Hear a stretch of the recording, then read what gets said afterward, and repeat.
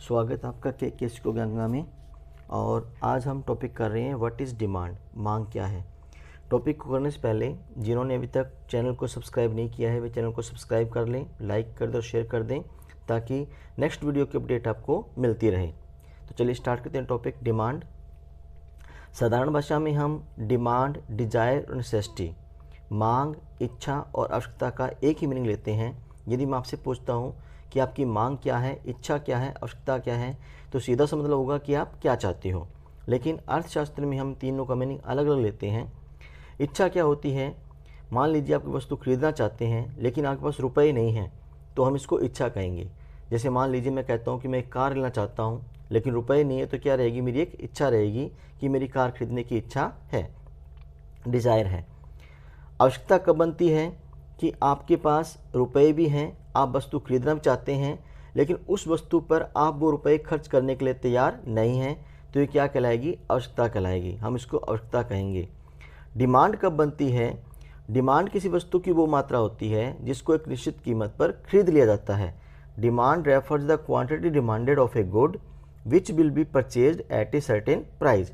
जिसे एक निश्चित कीमत पर खरीद लेते हैं उसको हम क्या कहते हैं? डिमांड कहते हैं। ये डिमांड दो टाइप की होती है, इंडिविजुअल डिमांड है, मार्केट डिमांड।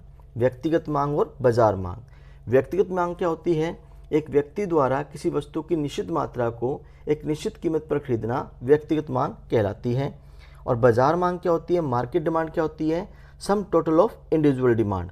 व्यक्तिगत मांग का जोड़ बाजार मांग कहलाती है। नाउ नेक्स्ट कंसेप्ट आता है डिमांड शेड्यूल, मांग तालिका। डिमांड शेड्यूल क्या होती है? मांग तालिका क्या होती है?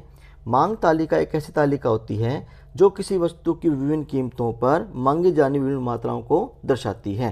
अर्थात एक ऐसी तालिका जो विभिन्न कीमतों पर विभिन्न मात्राओं को दर्शाए उसे हम क्या कहते हैं? मांग तालिका कहते हैं, डिमांड शेड्यूल कहते हैं। ये डिमांड शेड्यूल भी दो टाइप का होता है, individual demand schedule and market demand schedule.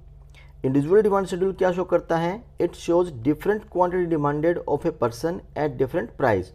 व्यक्तिगत जो मांग तालिका होती है वो एक व्यक्ति के द्वारा विभिन्न कीमतों पर मांगी जाने वाली विभिन्न मात्राओं को दर्शाती है। इसी प्रकार से मार्केट डिमांड शेड्यूल क्या होती है? बाजार मांग तालिका क्या होती है?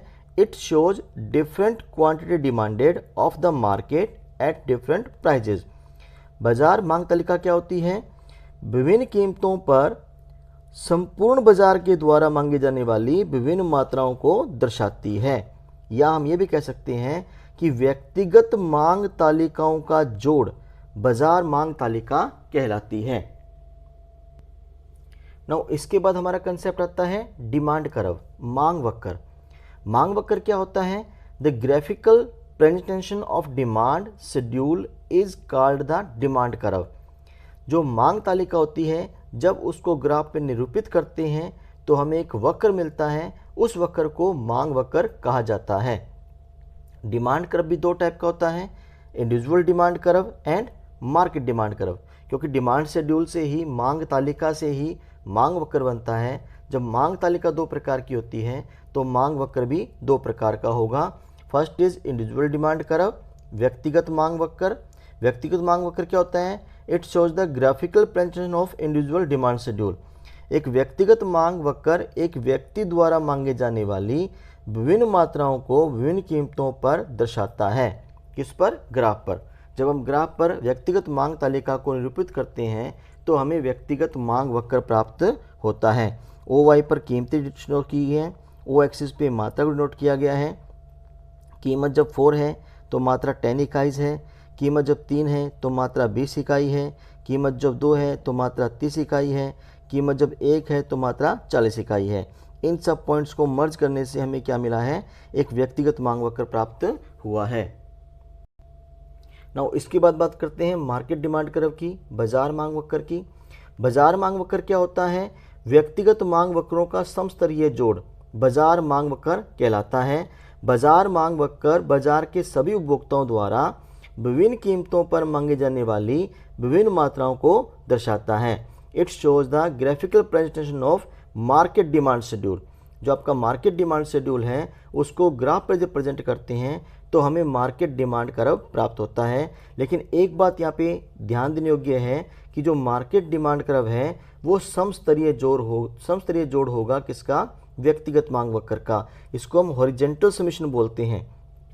कैसे निकाला गया है ये, पहले 1% के लिए व्यक्तिगत डिमांड कर्व बनाया गया है, फिर 20% के लिए व्यक्तिगत डिमांड कर्व बनाया गया है, और फिर इन दोनों का समस्तरीय जोड़ लेकर के देखिए, जब कीमत 5 रुपये है तो 5 रुपये पर जो व्यक्ति ए है वो 10 इकाई परचेज करता है, इसी 5 रुपये पर जो व्यक्ति बी है वो भी 10 रुपये इकाई परचेज करता है।